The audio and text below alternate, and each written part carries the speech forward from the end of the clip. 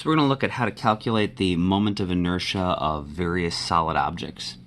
And so the first one we're going to try to find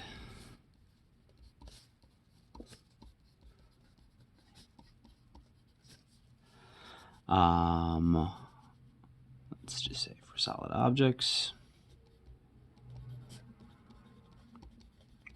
So not points, but things that have more interesting shapes. Let's say we have a bar, a solid bar,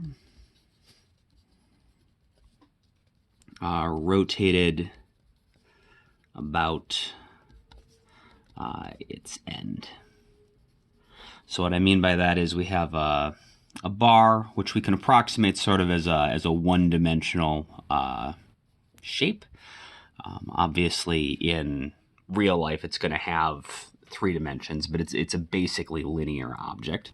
And we're going to have our pivot point at the end, and it's going to just go in a circular path like this. And so at any given point, it might be down here or something, but it's just rotating just about its far end. And so we want to figure out what its moment of inertia has to be. And so to do that, we know that the total moment of inertia is equal to the sum of the moment of inertia of the parts. And so let's think about what sort of parts we could break our bar up into. If we took our bar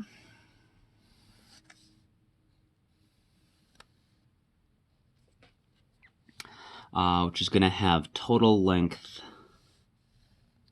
L and a total mass of M, we could take and cut it up into, a million tiny little pieces.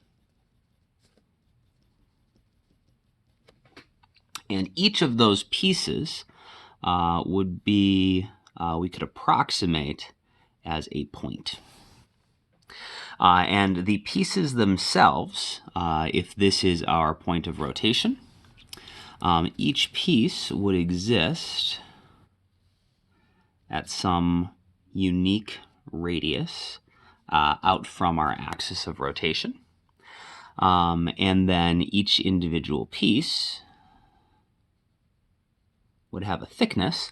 And since we are measuring outwards in terms of the radius, this is just a little bit of the radius. And so that little piece would be, the thickness as we move out a little bit of radius would be called dr in terms of calculus.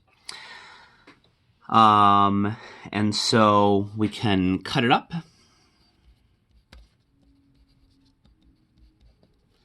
into approximately point masses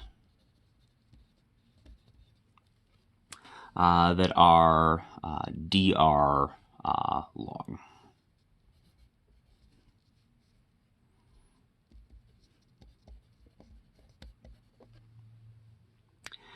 And so if we want to figure out the moment of inertia of the bar,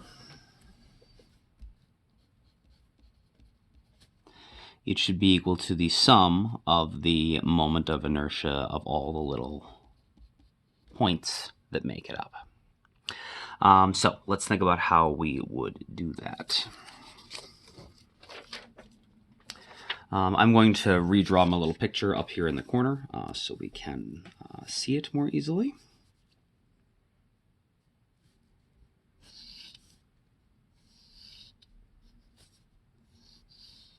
Remember, the whole thing is length L. We're looking at some little piece that, since our measurement going outwards is going to be R, then a little bit of movement outwards is going to be dr thick or long. It is, each one is at position R, and we said the total mass equal to M. Okay. And we said that the moment of inertia of the bar is equal to the sum of the moment of inertias of the points. And we know that the moment of inertia of a point mass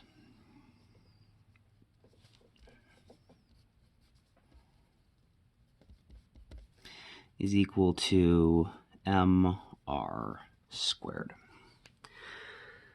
And so we need to be able to talk about, what the position or the radius for each point mass is going to be about the axis of rotation, which is r. And then the mass of each point mass, m, that is going to be, if we've broken our bar of mass big M up into all of these, little itty-bitty bits, then we can think of, each piece as having this, infinitesimally small length and also this infinitesimally small mass. And so this is going to be the mass of a slice.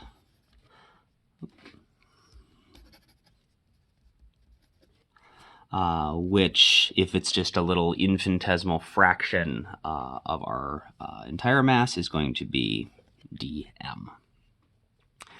And so how do you figure out what dm is? Well, to do that, we're going to use density. So remember we talked about, we did this before when we were looking at center of mass. So we got linear density.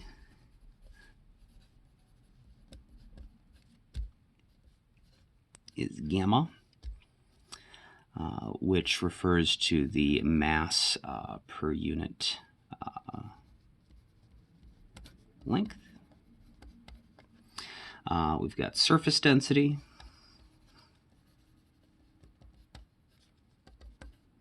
sigma, which is the mass per area. And then we have what we think of as normal density, which is volume density. It's rho, and that's the mass per volume. And so if we want to figure out, so in this case, we're going to use lambda, the linear density. I'm sorry, I keep calling this gamma. It's lambda. So linear density, the lambda. We can figure out if we know any. So for any length that we have. So if our length is dr, as long as we know lambda, we can figure out the mass by solving for our linear system. The mass of anything linear is going to be gamma lambda times the length.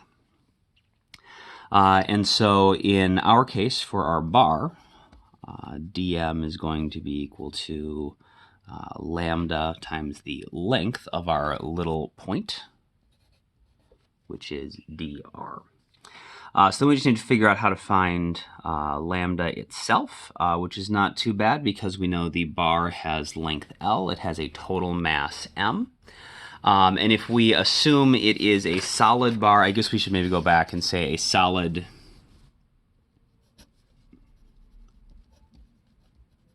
uniform bar. So we're going to start off just assuming it's just a regular solid rod that is the same, density and diameter and thickness and everything all the way through. So the first centimeter and the second centimeter, the third centimeter are all the same. So we have a uniform bar. In that case, it's really easy to find the linear density lambda because it's just the total mass divided by the total length. So we said the whole thing had mass M and the whole thing had length L. And so that means that dm, the mass of the little bit, is going to be lambda dr, which is m over L dr. Okay, so we said that for our bar, Remember, the moment of inertia of the bar is equal to the sum of the moment of inertia of all the points. And so, since we have an infinite number of points, the way that you sum up an infinite number of things is going to be with an integral, the moment of inertia of all the little points. So that's going to be the moment of inertia of the points is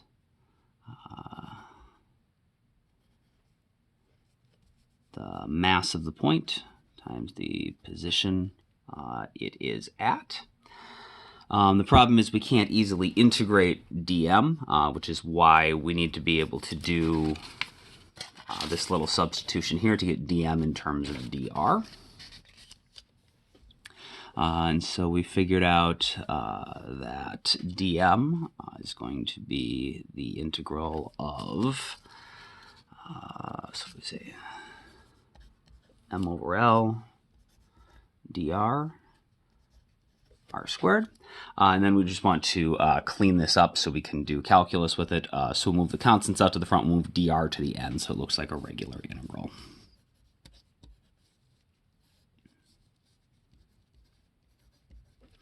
And then the last thing we need is limits of integration. So the, we're going to just go from, we're going to start, our radius, our initial radius is going to be 0. And then we're going to add up all of the points going all the way out to the full length of the bar. And so our limits of integration should be from 0 to L. And so we'll put that in. So we get m over L, evaluate or integrate r squared will give us r cubed over 3. Need to evaluate that from 0 to L. And so that is going to be m over L times L cubed over 3 minus 0 when we do our other limit. And so then this is going to simplify down to m L squared over 3. So that's going to be the moment of inertia of our solid uniform bar rotated about its end.